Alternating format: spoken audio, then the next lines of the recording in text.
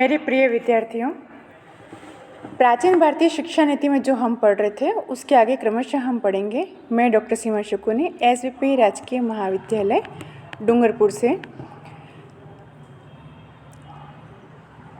वेद के अतिरिक्त साहित्य में भी बहुत ही प्रचुर वृद्धि हुई है।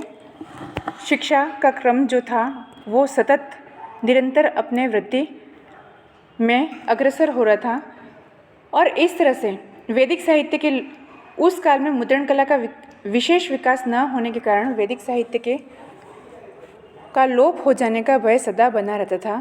साहित्य सुरक्षा के दृष्टिकोण से अध्ययन क्षेत्र को दो भागों में विभाजित कर दिया गया। वैदिक पंडितों में कुछ को इस विशाल साहित्य को ज्यों का त्यों कंठस्थ करने का कार्य सौंपा गया, जिससे साहित्य का शुद्ध स्वरूप अक्षुण्ण बना रहे तथा अन्य विद्वानों की टीकाओं, निरुक्तों और शब्दकोश आदि का अध्ययन करके इनकी व्याख्या करने में अपनी प्रतिभा के प्रदर्शन का अवसर दिया गया। इस काल में हिंदू मेघा की सबसे अधिक निर्णयात्मक एवं रचनात्मक प्रतिभा का प्रादुर्भाव हुआ। फलस्वरूप शिक्षा, दर्शन, न्याय, महाकाव्य, भाषा विज्ञान, व्याकरण, ज्योतिष, निरुक्त, कल्प, अनेकों कलाएं, व्यावहारिक विद्या आदि के क्षेत्रों में महत्वपूर्ण सफलताएं प्राप्त हुई। इन ग्रंथों के विद्वानों ने अलग अलग तरीके से लिपिबद्ध न होने के कारण उसे कंठस्थ करने का तरीका इजाद किया। आगे हम पढ़ेंगे ऋग्वेदिक कालीन शिक्षा। ऋग्वेदिक काल में नैतिक आदर्शों पर अत्यंत बल दिया गया। चरित्र की शुद्धता के लिए ऋग्वेद काल में विशेष ध्यान दिया जाता था। असत्य एवं पापाचार को घृणित समझा जाता था। शिक्षा का उद्देश्य सभ्यता और संस्कृति का हस्तांतरण करना भी था। जिस तरह से हम शिक्षा को नैतिक आचरण के रूप में लेते हैं, उसी तरह से पीढ़ी दर पीढ़ी भी यह आचरण जो है वो हस्तांतरित होते रहते हैं। ब्राह्मण अर्थात गुरु विद्यार्थियों को मौखिक शिक्षा देते थे। वैदिक मंत्रों का पाठ ही ज्ञानार्जन का माध्यम था। इससे विद्यार्थी आत्म शिक्षण भी प्राप्त करते थे। इस युग की शिक्षा का मूल उद्देश्य ब्रह्म ज्ञान की प्राप्ति करके मोक्ष प्राप्त करना था। अर्थ, धर्म, काम, मोक्ष चतुर्वर्ग की प्राप्ति मुख्य ध्येय था। स्वाध्याय एवं मनन की इस शिक्षा प्रणाली में विद्यार्थी बहुधा उपनयन संस्कार के बाद गुरु के आश्रम में ही रहने जाते थे। उनका आपसी संबंध पिता पुत्र सा हो जाता था। गुरु ज्ञान विज्ञान के अंतर्गत मर्मज्ञ विद्वान होते थे।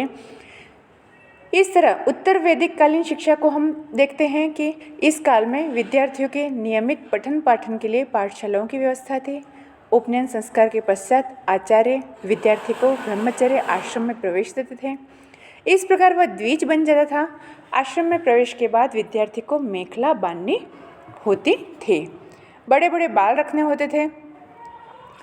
वह यज्ञ के लिए समिधा बटोरता, समिधा यानी लकड़ियाँ, भिक्षाटन की भी तैयारी करता था। ब्रह्मचारी विद्यार्थी को श्रम व तप करके विद्योपार्जन करना होता था। इसी तरह विद्यार्थी को क्या है कि श्रम का पता चलता होता है कि भिक्षाटन करके वो भिक्षा को लाता था और अपने गुरु के लिए और अपने लिए वह धनोपार्जन करता था।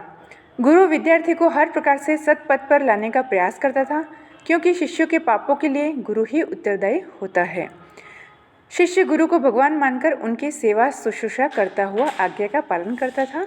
इस युग की शिक्षा का उद्देश्य श्रद्धा, मेधा, ज्ञान, धन, आयु तथा अमरत्व की प्राप्ति था।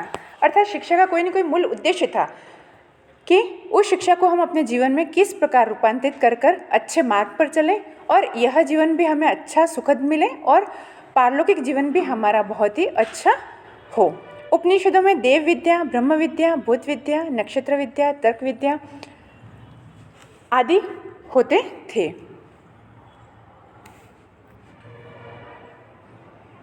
प्राचीन भारतीय शिक्षा की महत्वपूर्ण विशेषताएं यह थी कि भारत की प्राचीन शिक्षा प्रणाली की विशेषता बालक 6-7 वर्ष की अवस्था में उपनयन संस्कार कर दिया जाता था।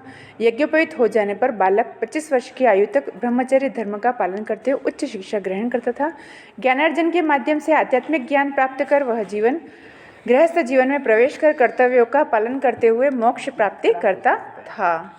विद्यार्थी गुरु के आश्रम में रहकर शिक्षा दीक्षा पूरी होने तक स्नातक बनता था।